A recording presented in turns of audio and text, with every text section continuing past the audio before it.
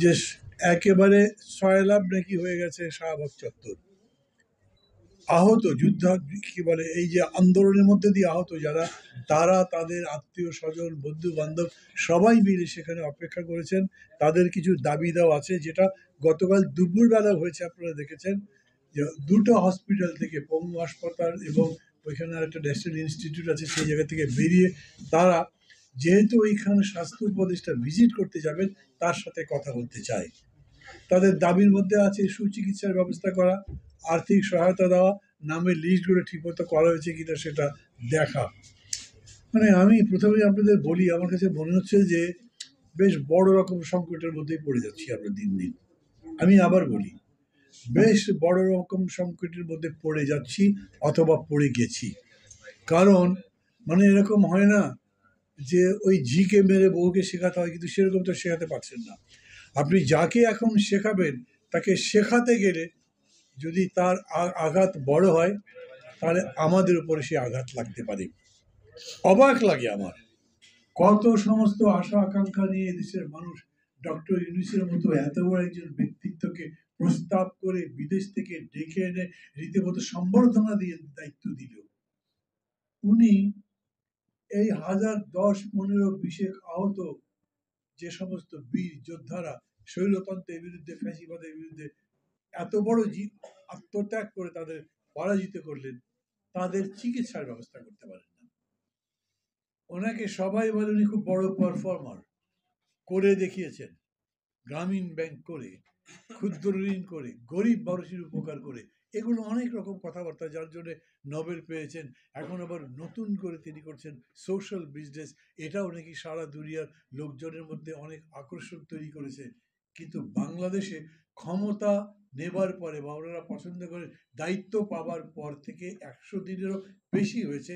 এই সময় যদি হিসাব করেন, তাহলে আমাদের মধ্যে, মানুষের মধ্যে আশা তেমন সঞ্চার করছে না। যে বিষয় নিয়ে এখানে করা হয়েছে সেটা তো মানে একটা স্টুপিডিটি, মানে একটা ছেলে খেলা একেবারে ক্ষমতা নিয়ে। কিরকম করে এই দুজন মানুষকে নিলেন, কার বুদ্ধিতে নিলেন, কিছু বলে না। এই সরকারে কিন্তু এইটা একটা ব্যাপার হয়েছে, তারা কোনো প্রশ্নের জবাব দেওয়ার দরকার মনে করে না।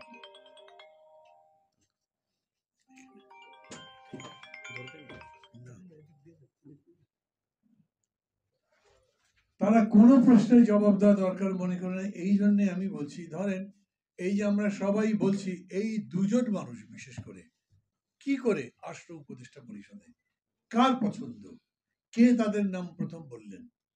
আপনাদের মনে আছে, সবাই যখন নির্বাচনের কথাবার্তা জিজ্ঞেস করছেন, তখন প্রধান সেনাপতি বলেছিলেন 1.5 বছরের মধ্যে দেশে নির্বাচন করা সম্ভব। সেনাপতি বলে কথা না, তাকে তার প্রশ্ন করা যায় না, কেউ করেনি। কিন্তু তার 1 দিন 2 দিন পরে আইন উপদেষ্টা বলেছিলেন সংস্কার টস্কার করে আগামী বছরের মধ্যে, মানে 25 সালের মধ্যেই নির্বাচন দেওয়া সম্ভব। 1 দিন বা 2 দিন পরে তিনি বলেছেন, এই কথা বলবো আর আমি কেউ নই, এটা কেবল প্রধান উপদেষ্টা বলতে পারেন। আমাদের দেশে বর্তমানে যে উপদেষ্টা নিয়োগ করা হয়, সেটা কিভাবে? কেবলমাত্র প্রধান উপদেষ্টাই সে ব্যাপারে চূড়ান্ত কথা বলতে পারেন। উনি যদি বলেন একে আমি রাখতে চাই আমার ক্যাবিনেটে, তিনি থাকবেন। যদি বলেন না উনি থাকতে পারবেন না, বা তাকে আমি পছন্দ করছি না, তাহলে তিনি থাকতে পারবেন না। আমি আপনাদের এই সমাবেশ থেকে, আপনারা অনেক রকম দাবি হয়তো করেছেন, কিন্তু আমি প্রথম বলি, আমি জানতে চাই কার পরামর্শে এই দুজনকে দেওয়া হয়েছে, কি বিবেচনা? এত বড় অভ্যুত্থান, এত রক্তদান, কতগুলো বছর ধরে সংগ্রাম, তারপরে যে বিজয়টা হলো, বিজয়ের পরে এমনিতেই সরকারকে আমি খুব দ্বিধান্বিত দেখি। তারা এই যে ফ্যাসিবাদের পরাজয়ের পরে বাংলাদেশে গণতন্ত্র কিরকম করে আনবেন, গণতান্ত্রিক ব্যবস্থা কিরকম করে প্রতিষ্ঠা করবেন, একটা ভালো নির্বাচন কিরকম করে করবেন, এই সম্পর্কে কোনো স্পষ্ট ধারণা আমাদের কাছে দিতে পারেননি, কোনো কথাও বলেননি। শুধু গতকালকে আজারবাইজানে একটা সংবাদ সংস্থার সাথে সাক্ষাৎকারের সময় ডক্টর ইউনূস বলেছেন, নির্বাচনের তারিখ আসবে সংস্কারের সাথে সাথে। আবার বলি আপনাদের, অনেকে বলছেন আগে সংস্কার করেন তারপরে নির্বাচন। তারা ঠিক কি বুঝে বলছেন তা আমি জানি না। কাজে সংস্কার শেষ হওয়ার জিনিসটাই, একটা রাষ্ট্রকে আপনি প্রতিনিয়ত উন্নত করতেই থাকবেন। একটা বিষয়ের উপরে আপনি কাজ করবেন সেটাকে আরো সুন্দর দেখাবার জন্যে। এটার শুরু নাই শেষও নাই, এটাই এইভাবেই চলছে। পৃথিবীও এইরকম করেই বদলাচ্ছে, মানুষও এরকম করে বদলাচ্ছে। সেই কারণে সংলাপ শেষ করবে, সংস্কার শেষ করবেন কোথায় এরকম বলবার জায়গা নেই। বরঞ্চ এটাই হচ্ছে সত্যি যে সংস্কার চলতে থাকবে, যদ্দূর চলবে তদ্দূর করব আমরা। এই সরকারকে বলতে হবে বা আমরা তাদেরকে বলতে পারি আপনি কি কারণে কদ্দূর সংস্কার করবেন। যেভাবেই দেখেন এই পুরো আন্দোলন হয়েছে কেন? গণতন্ত্রের জন্য তো। কথা বলতে দেয় না, জোর করে গ্রেপ্তার করে নিয়ে যায়, হত্যা করে, গোপনে হত্যা করে, আয়না ঘরে নিয়ে যায়। ব্যভিচার শুধু নয়, একটা বিভীষিকা বাংলাদেশে তৈরি হয়েছিল।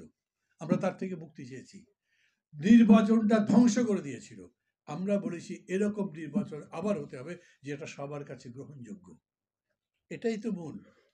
বলতে পারেন আমরা ভালো চিকিৎসা ব্যবস্থা চাই, সেটাই সরকার দেবে, অন্তর্বর্তী সরকার দেবে।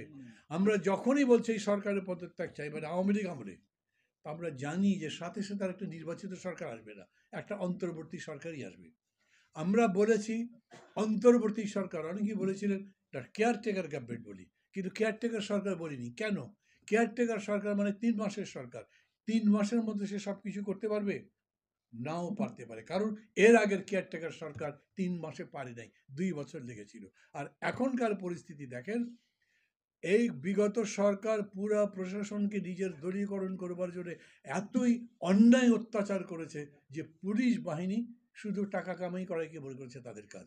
জনগণের জন্য কোনো দরদ নাই, অযথা কোনো কারণ ছাড়া মানুষকে অত্যাচার করবার জন্য তাদের পকেটের মধ্যে ইয়াবা ঢুকে দিয়ে মামলা দিয়েছে, যাকে ইচ্ছে ধরে নিয়ে চলে গেছে, কাউকে কাউকে মেরে ফেলেছে। ওই পুলিশের উপরে যখন আন্দোলন হয়েছে তখন মানুষ তৈরিকে যাবেই, তাদের রাগ তার প্রকাশ হবে, ক্ষোভের প্রকাশ হবে। এবং দেখেছেন হয়েছে অনেক জায়গাতে, পুলিশকে পিটিয়ে মানুষ হত্যা করেছে, তারপরে গাছের মধ্যে লটকে দিয়েছে। কাজ খুব ভালো হয়েছে কি মন্দ হয়েছে ওসব বিতর্কের মধ্যে যাচ্ছি না। গণ আন্দোলনের জোয়ারের মধ্যে ঘটেছে, কিন্তু আমরা বলেছি এটা বন্ধ করতে হবে, বন্ধ হয়েছে। এবং তারপরে পুলিশ ভয়ে আর আসে না। এই পুলিশ কতদিনে আসবে? কতদিনে পুলিশ একটা হবে যাকে দিয়ে ভোট করানো যাবে? কতদিনে একটা প্রশাসন আসবে যে প্রশাসন দিয়ে ভোট করা যাবে? কতদিনে একটা নির্বাচন কমিশন হবে ভালো, যেই নির্বাচন কমিশন সারা দেশে গ্রহণযোগ্য ভোট করতে পারবে? এটা ওনারা বলবেন, আমি বলবো? পুলিশকে সাজাবার কাজ আমি করতে পারবো? আমি কি সরকারে আছি? সালাম কি সরকারে আছেন? এই সালাম সরকারে আছেন? বিএনপির কেউ সরকারে আছে? তারা সরকারে আছেন, তারা বলবেন আমরা নির্বাচনের উপযোগী প্রশাসন সামগ্রিক যা যা লাগে তা এতদিনে তৈরি করতে পারবো। ধরেন তাতে যদি 2 বছর সময় লাগে, সেই 2 বছরের মধ্যে তারা যদি একটা ভালো ওষুধ নীতি করেন, ভালো স্বাস্থ্য নীতি করেন, ভালো চালের নীতি করেন, ভালো বিচার ব্যবস্থা করেন, করুক, আমরা তো মানা করছি না। জনগণের কল্যাণের জন্য যা যা করা যায় করবেন।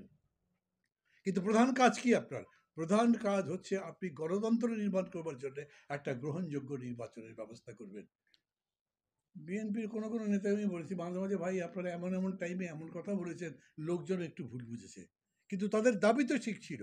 আপনাকে রোডম্যাপ দিতে হবে। আপনি বলবেন না আপনার এই সংস্কার করে নির্বাচনে যেতে কতদিন লাগে? আপনি কি অনির্দিষ্টকাল ক্ষমতায় থাকতে পারেন নাকি? অন্তর্বর্তী সরকার কেন তাহলে?